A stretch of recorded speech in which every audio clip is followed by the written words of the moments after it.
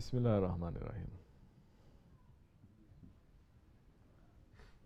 When Sheykh Maulana is making that comparison, he is comparing the man and the animal, not the animal and the animal, and not man and man. Do you understand? Yeah. Okay. For example, this is a masjid, correct? There are certain things here that we can do, certain things here that is forbidden for us to do, correct? Any space you go to, there are certain things you can do, certain things you cannot do.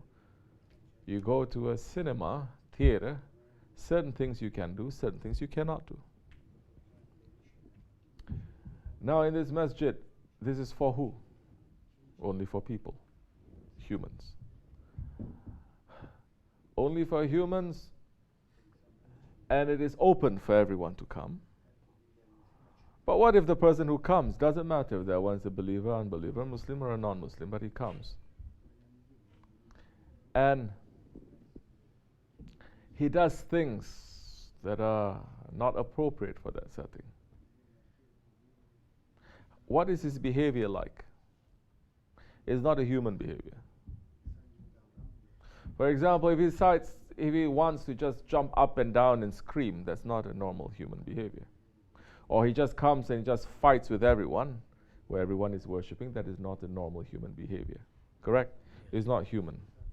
Who does that behavior? For example, if you bring a dog in here, and it starts sniffing at people, growling at people, fighting, that is, clearly it is an animal behavior. But Sheykh Maulana is comparing the human to the animal. Do you understand? Now those ones who are behaving like that animal, he becomes that animal. But that animal who comes here and he doesn't know the rules. The dog that comes here, he doesn't know the rules. He can come in and he can just make a mess. Because that is according to his characteristic. He doesn't know the rules.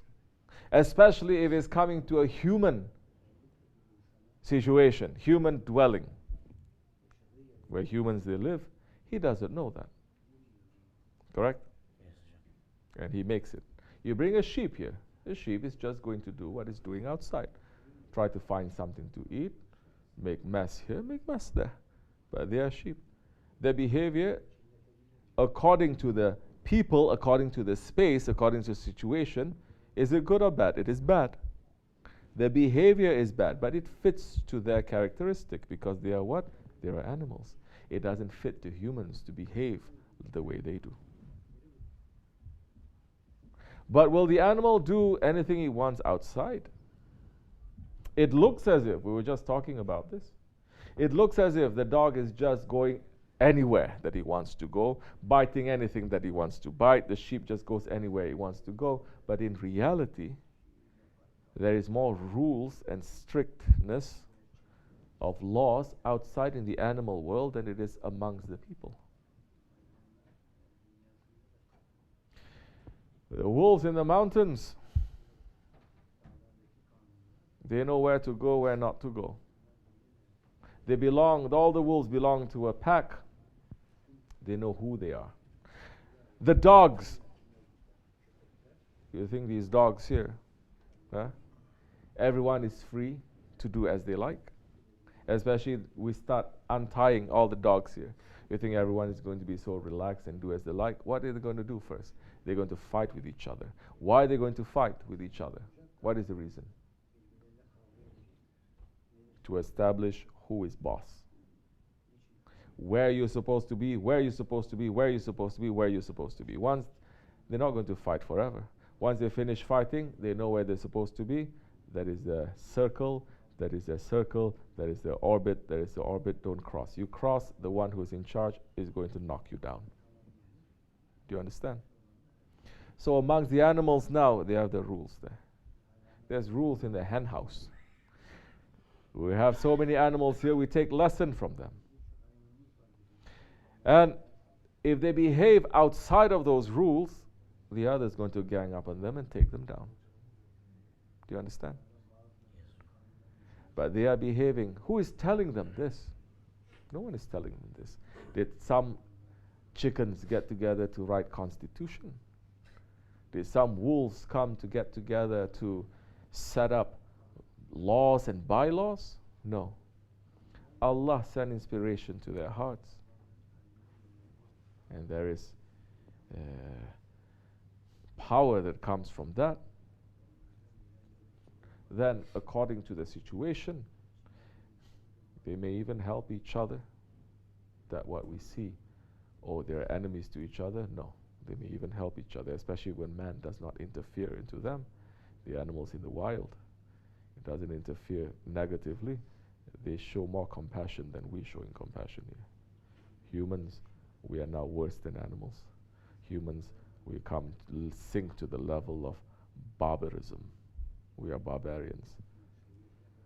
No animal ever invented a knife to kill each other. They didn't invent a gun. They never invented a bomb to kill each other.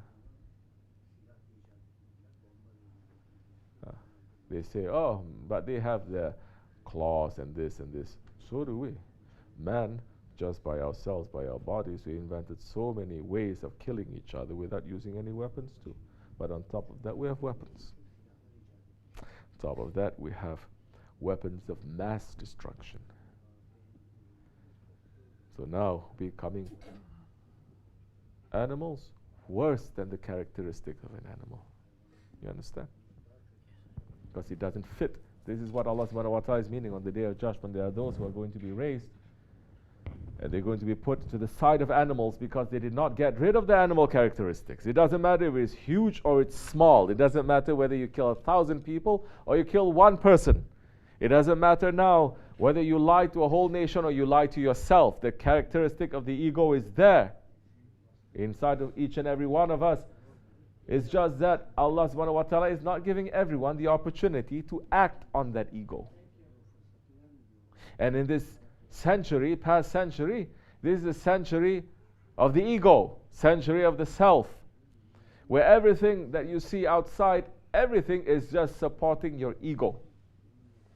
It is not to step your ego, it is to support your ego. Everything is to fulfill all desire. You don't have that desire, they tell you you have that desire. You don't have the desire, they manufacture that desire for you. You're feeling nice and comfortable, you're watching something, they show you something on television, pizza commercial, suddenly you're hungry for pizza. Do you understand? That means they put wrong thinkings, wrong intentions, wrong desires in you. This is a century. Very bad. Worse than the animals. Animals are running away from us because we are sharing this planet with them. Not only we share, we are supposed to take care of them. But we're destroying everything and we're destroying ourselves.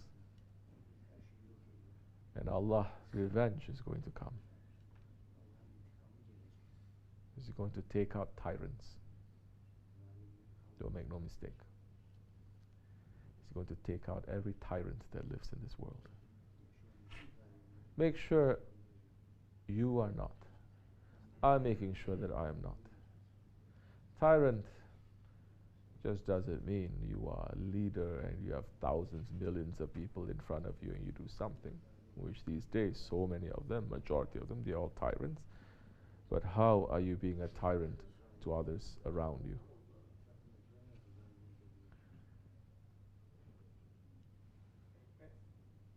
You cannot even be a tyrant to yourself. Because Allah subhanahu wa ta'ala has said, I have forbidden tyranny to myself. And I make tyranny haram for you. No one should be a tyrant. Wake up, inshallah. Understand? As much is enough, Fatiha.